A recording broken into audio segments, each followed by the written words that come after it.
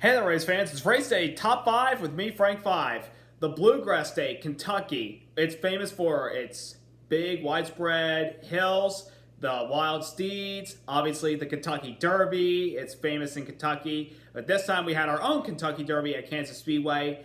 And boy, oh boy, that finish is almost like every Kentucky Derby finish that is so close with a lot of horsepower. Not in the horse term, but in the race car term, provided another exciting finish at Kentucky Speedway with a first-time winner. Number 1, Cole Custer. Holy crap! Cole Custer is a Cup winner in NASCAR as he captured the Quaker State 400 today and an exciting race for the win late, holding up the likes of Martin Truex Jr., Matthew Benedetto, Kevin Harvick, and Kurt Busch.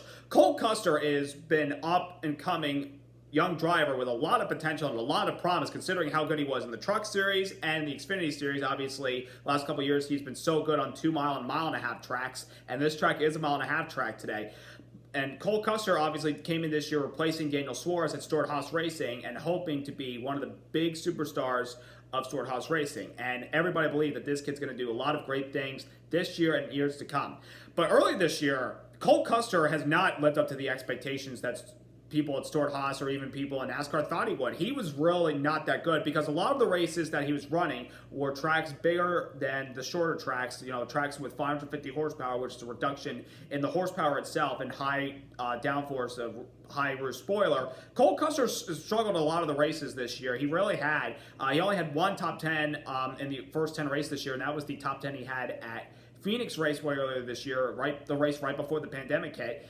But last weekend, Cole Custer put together one of his best performances of the season with a solid top 5 finish at Indianapolis, and he was the key to pushing Kevin Harvick to the lead on the restart to gain Harvick his third breaker of 400. And today, Cole Custer had a pretty solid race car the entire day. Ran in the top 15 for the most part. Then he started getting up in the top 10, led a couple laps on pit strategy. Then, obviously, we had a lot of cautions filled in. And that last restart was absolutely a perfect restart by Cole Custer, getting a shot in the third row from behind by Matt Benedetto. Cole Custer catapulted himself up into the top 3, and then as the 3 leaders, Kevin Harvick, Martin Truex Jr., and Ryan Blaney were all 3 wide coming to the white flag. Cole Custer takes a shot to the outside groove, going 4 wide for the lead, and makes the pass going into turn 1. Obviously, 4 wide is never going to work going into turn 1, especially at this racetrack with not a lot of grip and not a lot of, room to give a guy out there. But Cole Custer just sailed it in there and held off Martin Truex Jr. to pick up his first win of the season. And Cole Custer was way down to the points, so obviously a win is going to get you into the playoffs, and that's what Cole Custer done, and he has really shaked up the playoff grid. I'll get to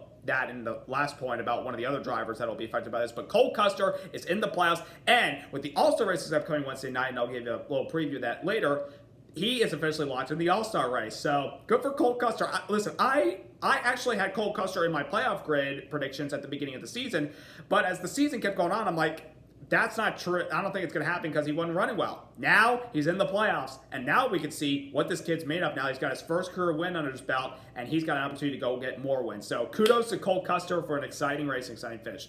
Number 2, Martin Truex Jr., who's won 2 of the last 4 now Kentucky races. He had to start at the rear of the field today because he failed pre-race tech twice. So did his good buddy Matt Kenseth. Truex had an uphill climb to get from the back all the way up to the front, and he was a rocket ship early on, passing a lot of guys, getting obviously the competition caution to gain some track position on pit road, and he kept getting further and further up the grid. And in stage 3, he finally took the lead away from Brad Keselowski, and Truex looked to be the best car for the most part. In the clean air. But obviously the late race battles with Kevin Harvick and Ryan Blaney, and obviously that finish with Custer taking him 4 wide on the outside, that cost Martin Truex Jr. But I could definitely tell the 19 team, with the exception of last week and what happened to them in Indianapolis with the crash on pit road, Martin Truex Jr. last couple of races has definitely looked like a guy that could win more races and contend for the championship this year, because earlier this year, Martin Truex Jr. really wasn't doing that well, considering the finishes. The speed was there, the finishes weren't. But ever since obviously coming back from the pandemic, Truex and the team have definitely gotten better and better, and that's courtesy of Truex getting adjusted to obviously new car, obviously with the horsepower package and everything on the short tracks and the big tracks, and of course a new crew chief in James Small. So Martin Truex Jr. is definitely getting closer to getting his second win of the season and getting more playoff points to help establish him as a championship contender, which I think he will. He just needs obviously more wins, but he's capable of getting the job done. Number 3, Kevin Harvick.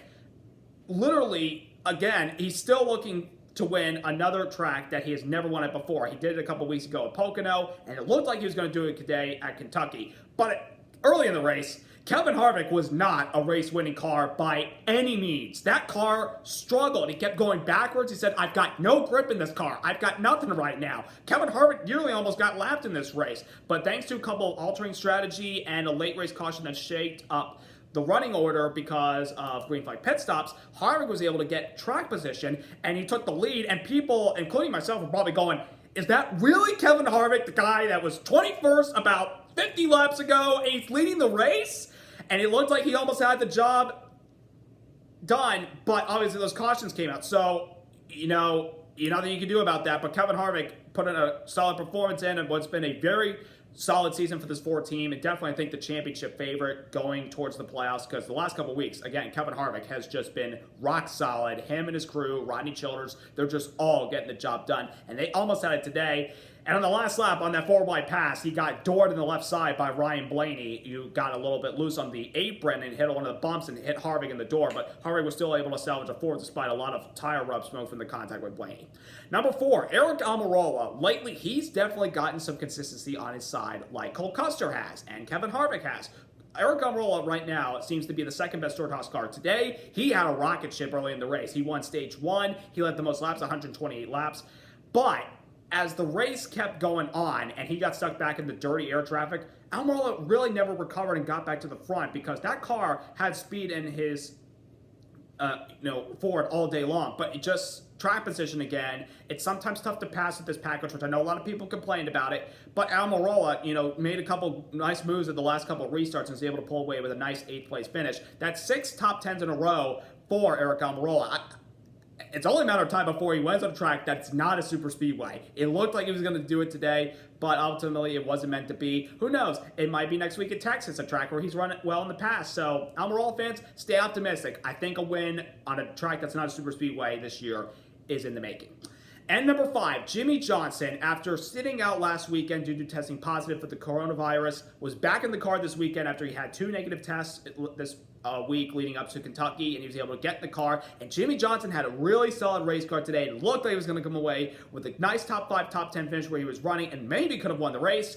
But on one of the restarts, literally after they restarted the race, Brad Keselowski makes a move to the inside. Jimmie Johnson tries to block, and Johnson gets turned around by Brad Keselowski, and he had to settle for a top 20 finish. And with Cole Custer winning, that puts Jimmie Johnson on the 16th spot to make the playoffs. We've seen this movie before. Remember 2018, where Johnson hadn't won a race, and as the race was winding down, he still hadn't won. He hadn't had a lot of playoff points or any whatsoever, and he was on the cusp of possibly not making it into the playoffs. Ultimately, it was before he missed the playoffs last year. He made it, but with Cole Custer winning this race, it shakes up the playoff grid. And for Jimmie Johnson's fans, there's cause for concern. Because if another guy below has a nice points result, unlike Jimmie, or another guy would win, like say Matt Kenseth, or Ryan Newman, or Austin Dillon or Tyler Reddick, Jimmie Johnson is going to be the guy on the outside.